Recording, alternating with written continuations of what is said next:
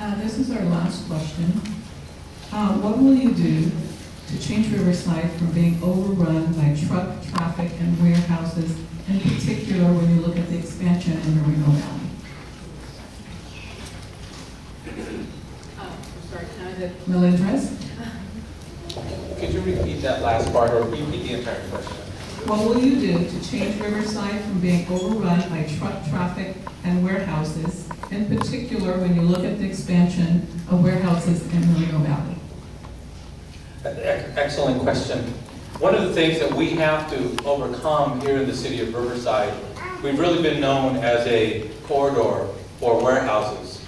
And then once you get that rolling, it's very difficult to try to get that idea out of individuals' minds. Some of the things that we have done is we have put limitations on the tonnage of the trucks that can use some of our surface streets.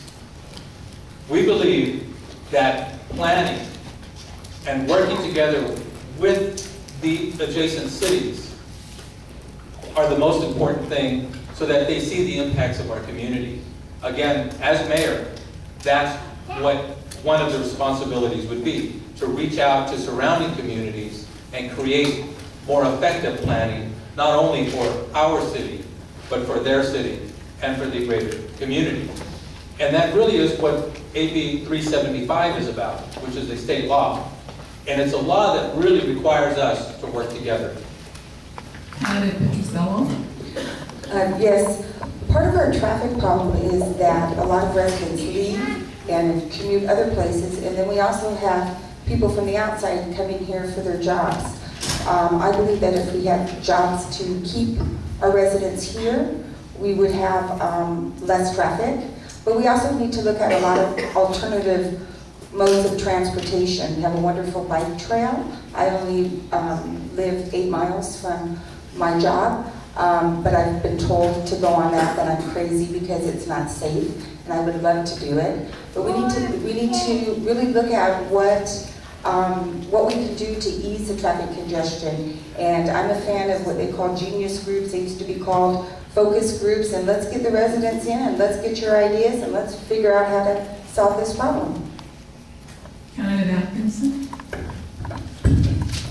Whenever there's a development outside our city that impacts our city, there's an environmental impact report. And we make that outlines what impacts they have and how they're going to mitigate them.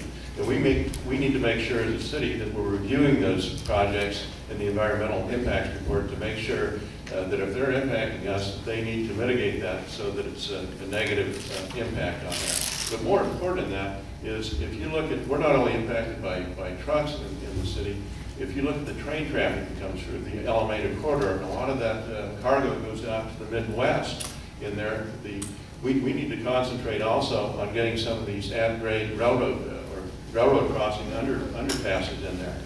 We've been pretty effective at it in the past, but in the year 2020, that arm is going to be down at least 5 hours a day on the road blocking the train traffic. We've got 3 underway that are planned, that are ready to go, but we need to concentrate and at least get 1 grade separation a year underway and under construction to help in that regard too, because we need to combat it on both sides. Candidate Bailey?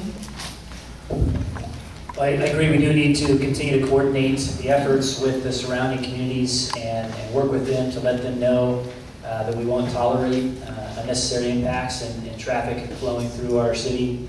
We've recently done that with the villages of Lakeview, beyond Moreno Valley, and made sure that we will get mitigation for any of the developments that are going on out there. We also need to focus on bringing the right jobs to Riverside to prevent the brain drain, the number of students that are leaving our city, and so connecting the dots there and bringing jobs that is going to connect with that creative class economy, that high knowledge workforce that we do have. I agree the grade separations are a part of this overall plan, systematic plan to keep traffic managed and to provide that quality of life that we deserve in Riverside. Intelligent growth is one of the centerpieces of the economic development plan in the city, and we'll continue with the process through planning and otherwise to make sure that happens. Our elected officials and our officials that run the various departments in the city have done a relatively decent job in helping reduce traffic congestion. I've done my part. I currently serve as chairman of the Citizens Advisory Committee for the Riverside County Transportation Commission. And it's been my intent over the years to look and focus on alternative means of transportation. How can we as leaders get people out of their automobiles onto public transit, whether it's rail, fixed ground? And my background has shown some demonstrated achievements in that area. And that's what I would bring to the position of mayor, based on my history of leadership in not only transportation, but a wide range of social areas. Canada Chavez.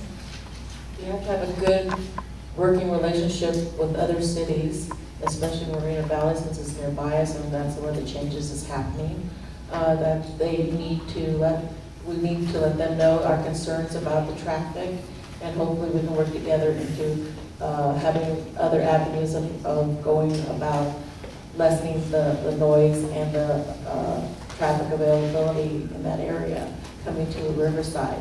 Definitely having our citizens' input as to if the residents around that area are being directly affected by the traffic, and how we can alleviate that. Also too, we still need more business coming in here so that we can grow and economically, and we cannot say no that they cannot come here because we need their business. We definitely have to work out some kind of agreement with Moreno Valley in that sense, especially if that's including the traffic congestion. Candidate Gardner. Thanks. I'm going to try to actually answer the question, which was, what can we do about trucks overrunning Riverside, particularly with proposed developments in Moreno Valley? First thing I'd look at is, I'd like to see the general plan for Riverside amended to discourage warehouses and distribution centers on what little remaining developable land we have in the city. That should be used for job-intensive development, not land-intensive development like a warehouse. As far as our neighboring cities go, we have no direct control over what they do. As Mr. Atkinson mentioned, there is an environmental review process required by law.